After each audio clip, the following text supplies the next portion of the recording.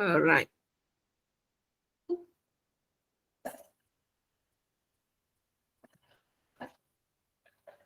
Saya guna dua device sekarang. Supaya saya tak terlepas pandang pelajar yang nak masuk. Dan saya cuba akan baca mesej awak lah.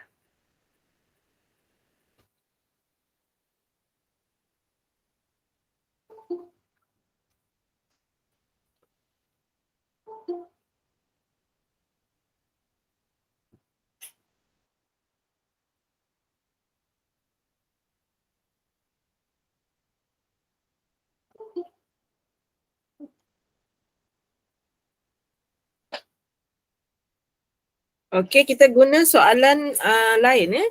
Soalan yang kertas satu daripada buku latihan tu kita dah settle.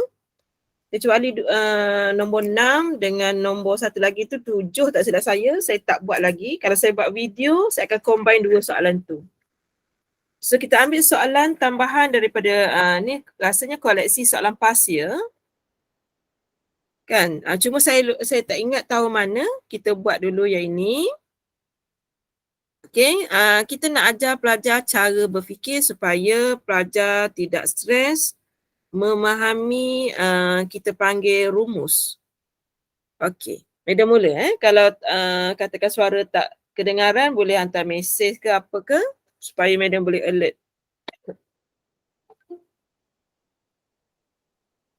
Okey, saya mula Okey, so yang pertama dia kata dia suruh kita cari koordinat titik yang membahagi garis yang menyambungkan titik A dan juga titik B berdasarkan nisbah 2 nisbah 3. Okey, daripada yang pelajar baca tu sepatutnya pelajar boleh lukis sekarang. Yang pertama dia ada titik A. Okey, dia ada titik A. Koordinatnya ialah 2, 7. Dia kena lukis paparan tu. Okey, titik A 27 dan ada satu lagi titik iaitu B. Koordinat titik B ni dia bagi sebagai -1, -2. So yang ini ujung sini A, ujung sini B. Tu poin yang pertama. Kita kena lukis supaya kita dapat gambaran. Dan ada satu titik yang membahagi garis yang menyambungkan tu dia membahagi dengan nisbah 2 nisbah 3. Bermaksud Madam akan buat macam ni. So di sini 2 ke nampak sama panjang. Sekejap, kalau sama panjang Madam ubah sikit. Sini. Titik yang kita nak cari ni contohnya titik C kita nak cari ni X, Y. Kita tak tahu lagi berapa. Cuma dia bagi nisbahnya ialah di sini 2, di sini 3. Okay, jadi kalau kita tengok jarak daripada A kepada B ni dia punya bacaan nisbah itu adalah 5. Kita tengok totalnya 5. Okey, tu kalau kita tengok Okey, kemudian lepas kita buat yang itu, kita ambil yang ni. Okey, kita ambil nombor 3 ni. Kita buat anak panah dia ke titik A. Kemudian kita ambil warna lain, contohnya warna hijau. Nombor 2 ni kita buat kepada anak panah titik B. Kita buat dia macam orang menari gitu. Okey, kemudian kita ada rumus. Okey, kita ada rumus. Kita nak cari titik X dekat sini. Jadi, kalau nak kira asing pun boleh. Tapi saya biasanya kira terus dalam ni. Titik yang pertama.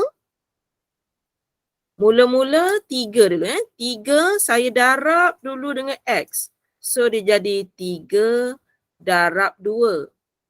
Hasil dari yang biru. Dan kita sekarang mengganggu nilai X.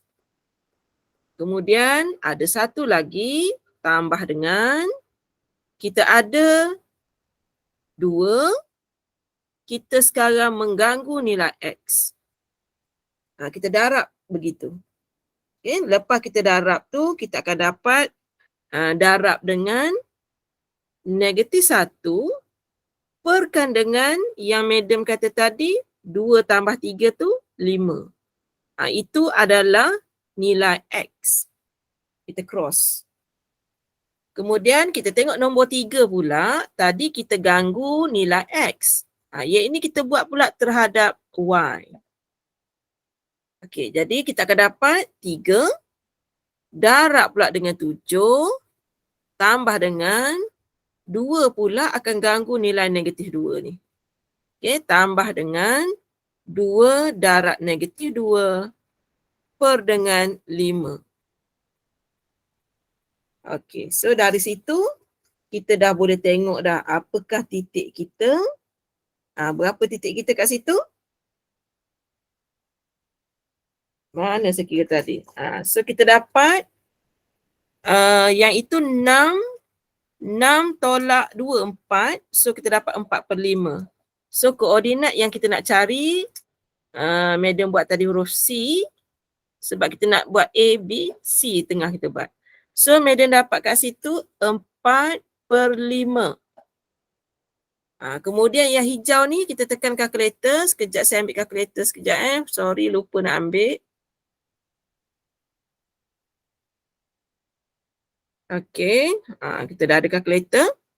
So yang seterusnya 3 darab dengan 7 tambah dengan 2 darab -2. Kita jangan congak lah ya, takut salah. Per dengan 5. So Meda dapat kat situ 17/5. Okay, 17/5. Itu dia cara mencari titik di antara A dengan B yang di sini madam namakan dia sebagai C.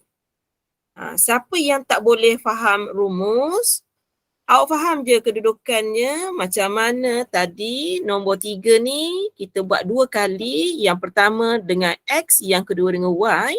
Begitu juga nilai 2 ni kita buat untuk X dan juga untuk Y.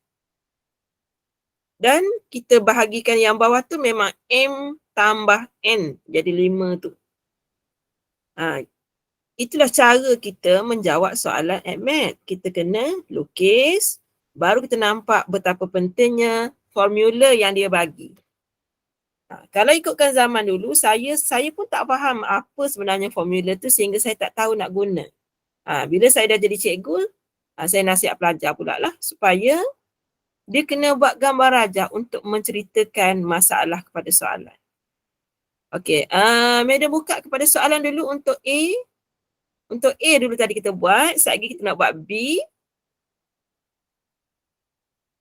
Okey, madam persilakan untuk A dulu.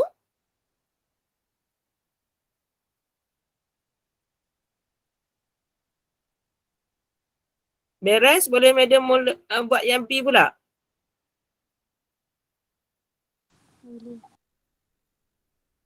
Boleh Okey. So yang baru masuk, jangan rasa ketinggalan sebab madam dah sediakan playlist untuk apa yang madam dah present. Apa yang madam dah ajar, madam dah buat senarai main YouTube. Awak boleh tengok semula di situ, step by step. Kalau ada problem yang rasa tak boleh nak digest sendiri, boleh PM kemudian. Okay, so sekejap lagi saya akan bagi soalan sebab kita dah run. Sebab madam terikat dengan 30 minit. Sekejap lagi saya bagi. So tak apa, nanti kita ada video. Okay, yang mana tak ada soalan, PM dulu nanti madam hantar.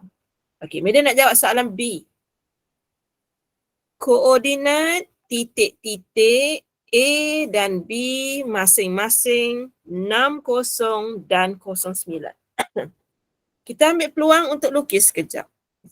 Okay, yang pertama kita ada, cantik pula titik tu. Okay, contoh saya buat yang ini.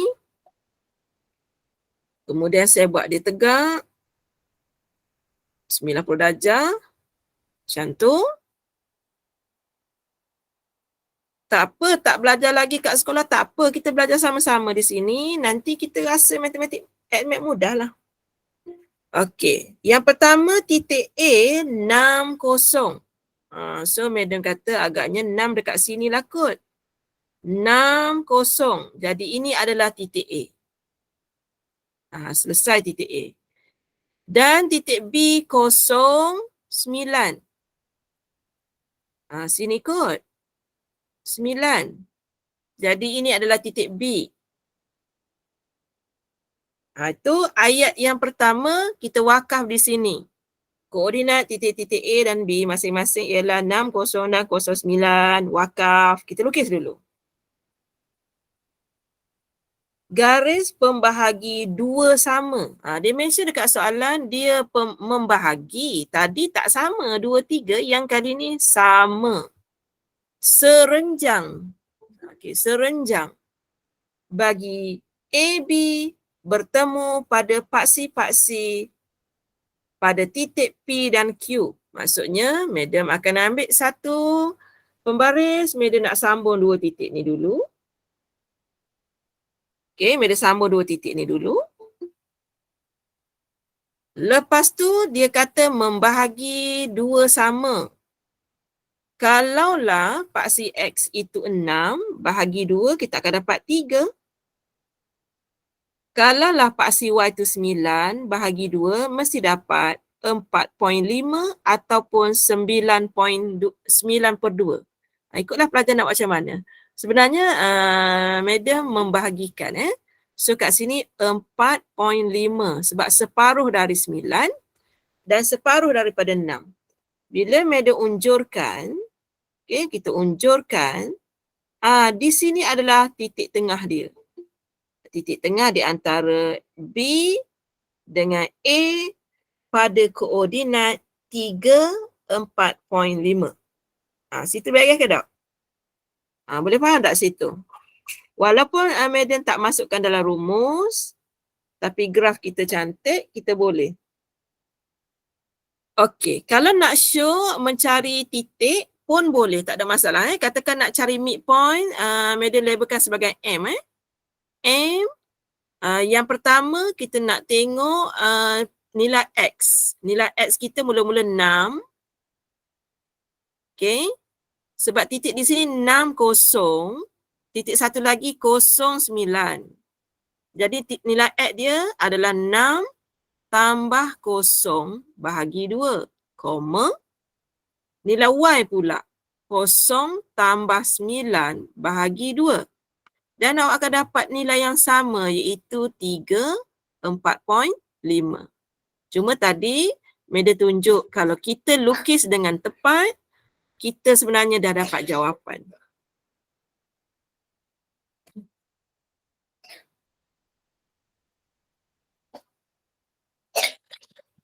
Sorry Okey, kemudian settle dah situ. Daripada kita tengok garisan warna hijau garisan warna hijau, sebenarnya dari situ madam dah boleh cari kecerunan. Okey, dah boleh cari kecerunan iaitu tadi huruf M midpoint yang ini saya nak buat gradient. Gradient dekat sekolah huruf M juga kan? Saya je lah kali ni.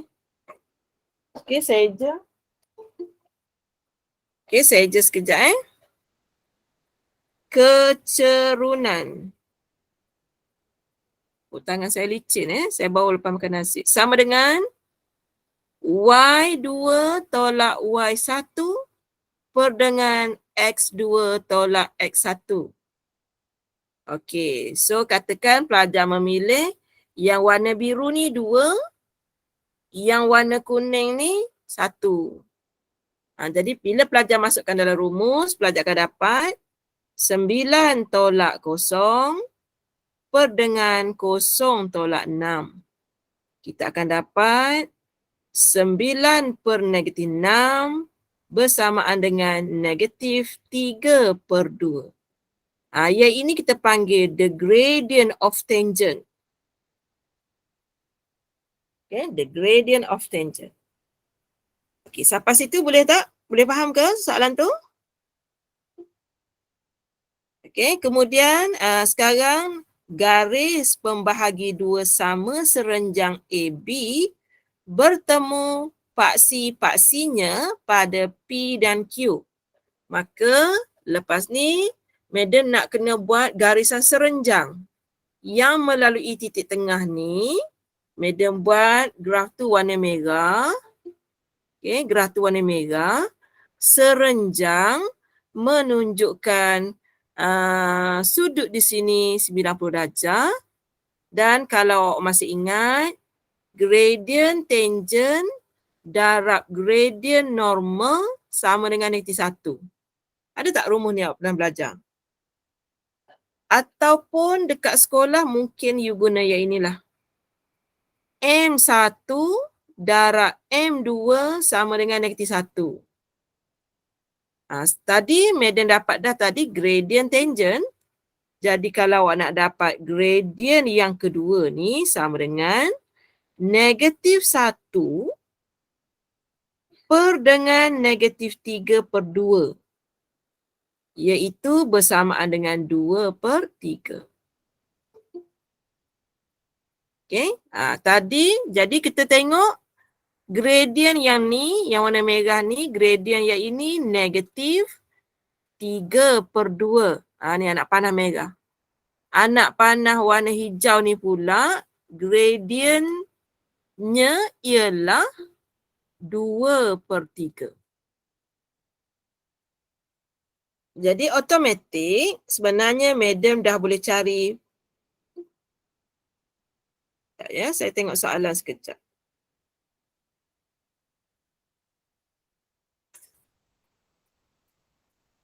Sekejap ya, ada soalan saya rasa.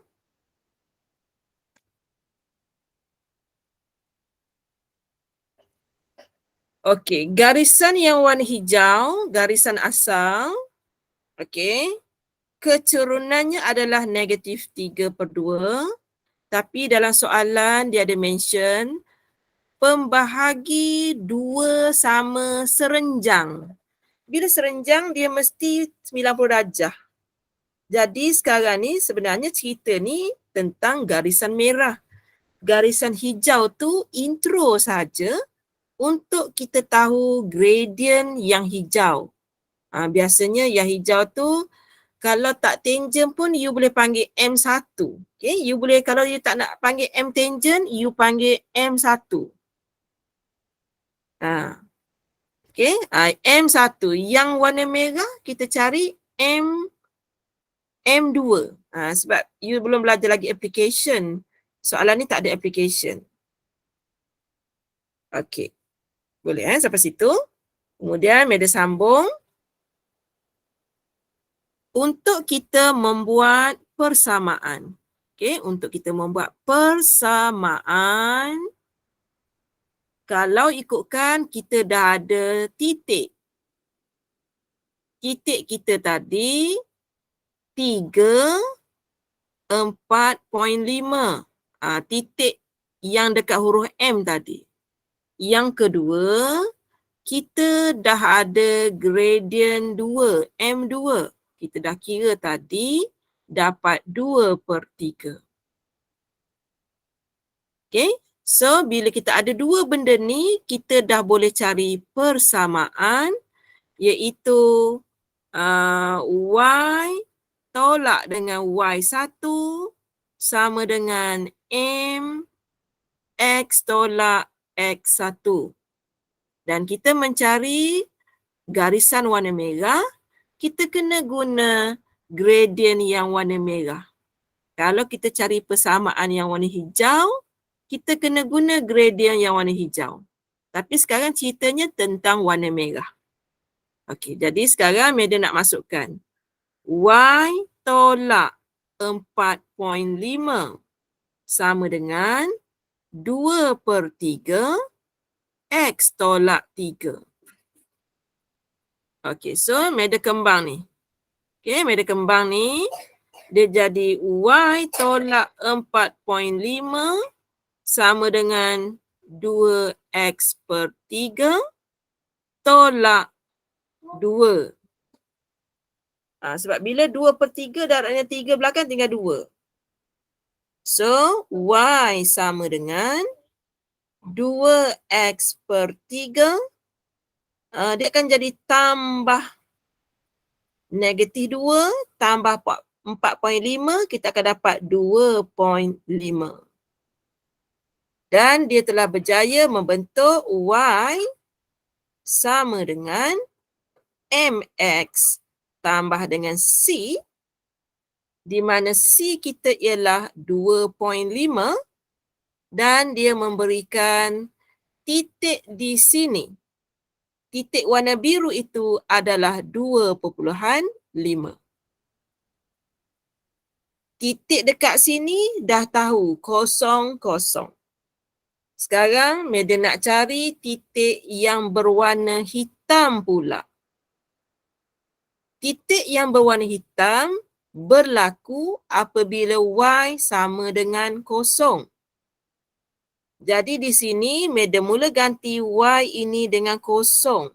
Sama dengan 2X per 3 tambah 2.5. Negatif 2.5 sama dengan 2X per 3. Madam bawa ke sini.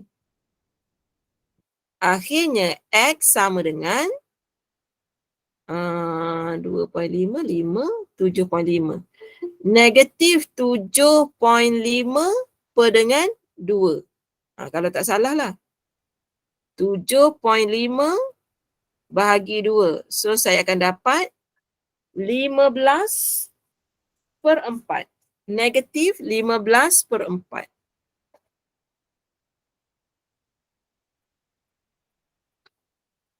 Okay. So, saya dah cukup dah. Yang ini negatif 15 per 4.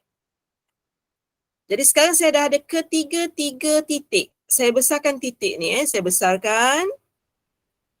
Kawasan yang dia nak suruh kita cari berada di sini. Saya birukan. Okay, ni. Ni kawasan yang dia nak suruh kita cari luas. Okay, so keadaan titik-titiknya ada 3 ketul, 0, 0, 0, 2.5 dan juga negatif 15, 4. Ada 3 titik. Dan kita akan gunakan rumus yang semalam, rumus segitiga semalam. Kalau siapa ingat rumus dia, ada pelajar yang tegur saya salah tulis tu. Okay. So, kita nak cari luas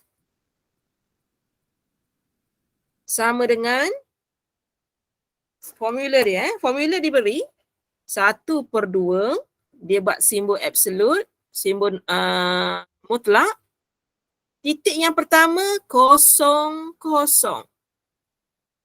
Ambil mana titik tu? Sini. Saya ambil di sini. Titik 0, 0. Saya nak pergi sini pula. Titik ni bernama, walaupun kita nampak 2.5, sebenarnya bermaksud 0, 2.5. Okey, titik yang ketiga, yang ni, yang baru kita dapat. Negatif 15 per 4. 0. Dan kita kena ulang balik 0, 0 supaya dia membentuk segitiga. Okay. Boleh Kemudian kita dah belajar semalam, kita akan cross macam ni. Okay, kita akan cross. So, bila cross yang itu dapat berapa agak-agak? Sama dengan 1/2. Hasil yang saya cross yang warna kuning, saya dapat 0. 0, 0, 0. Tolak dengan saya nak cross warna biru. 0. Yang ini pun 0. Yang ini je bernilai. Berapa tu? 2.5 ataupun 15.4 tadi ni darab 2.5. So saya dapat 75/8. Okay, 75/8. So saya dapat negatif berapa dah? 75/8 kot. Okey. So, bila saya selesaikan, dapatlah 1/2 darab dengan 75/8. So, akhir sekali, cuba kira dapat berapa? Kita dah tak boleh pemudahkan, dapat 75/16. Ini jawapan luas unit kuasa 2. Okey, media buka kepada soalan.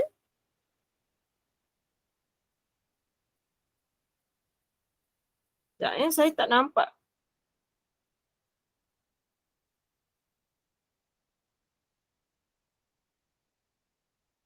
Okey. Untuk katakan pelajar dah dapat titik, dah dapat titik, kemudian kebetulan madam ni lukis dengan tepat. Exam kita tak tahu pelajar lukis macam mana. Jadi adakah pelajar mendapat bentuk segitiga yang solid? Yang macam madam sekarang dia solid. Jadi kita boleh guna setengah, darat tapak, darat tinggi. Contoh saya contoh kat sini, setengah, tapak dia 15/4, tinggi dia berapa tu? Tinggi dia 2.5. Sekejap 1/2, tapak dia darab dengan 15/4, kemudian darab dengan 2.5. Boleh juga. Tapi kalau awak dapat bentuk solid dan awak tahu sudut di sini ialah 90 darjah.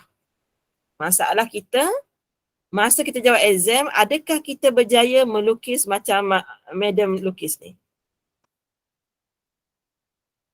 Kalau andainya berjaya, pelajar boleh guna rumus segitiga solid, setengah, darat tapak, darat tinggi. Katakan awak lukis herok, maksudnya awak lukis tidak ikut skala, awak main lukis je 0,0,09 dekat sini, 60 kat sana. Awak lukis macam garis lurus. Contoh macam ni. Katakan pelajar lukis, dia buat macam tu. Dia buat ini 0,9. Yang ini 60. Bila dia lukis macam tu, dia tak dapatlah bentuk yang macam madam lukis tadi. Sebab dia main lukis seperti mana yang madam lukis yang soalan A tadi. Main lukis. Kita main lukis. Sebab itu cikgu Ahmed saya dulu suruh lukis seperti koordinat. Dia akan jadi dapat something yang bagus lah bila kita lukis yang betul. Jadi kita nampak kat mana paksi X yang dia potong, kat mana paksi Y yang dia potong. Yang tu cadangan saya lah. Lukis kalau boleh. Lukis ikut skala yang tepat.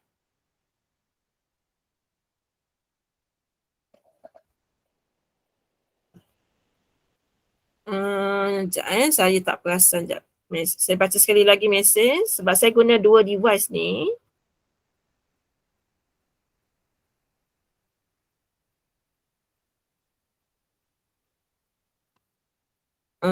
Graf Y.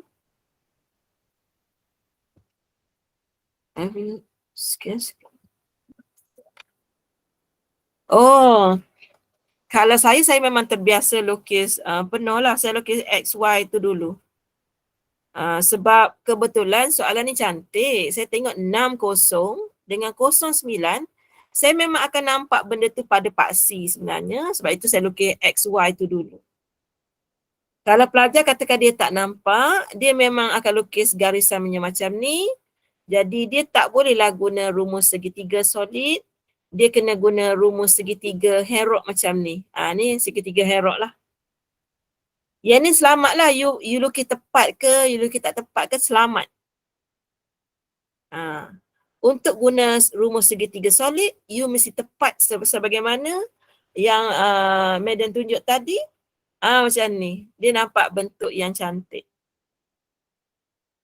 Dan kalau lukis macam ni, titik tengah pun dah dapat awal-awal lagi. Sehingga ada kawan kita tanya, boleh tak dapat terus tanpa guna rumus? Mama Zaid rasa takut lah pula kalau awak cakap macam tu kan. Sebab kalau pelajar saya, dia lukis, that one represent method. Dia mungkin berbeza dengan sekolah lah. Sebab saya ketua pemeriksa untuk matrikulasi, saya tak biasa.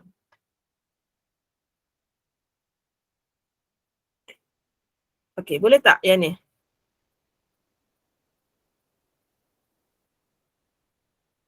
Okey. Untuk soalan hari ni, mungkin kita akan sharp masa setengah jam dulu sebab saya kena buat kerja office sedikit. Dan nanti untuk besok saya akan bagi soalan daripada negeri Perak. Kita ada pelajar bagi soalan daripada JPN Perak. Dan saya tengok kat situ rakan-rakan saya yang merupakan guru cemerlang.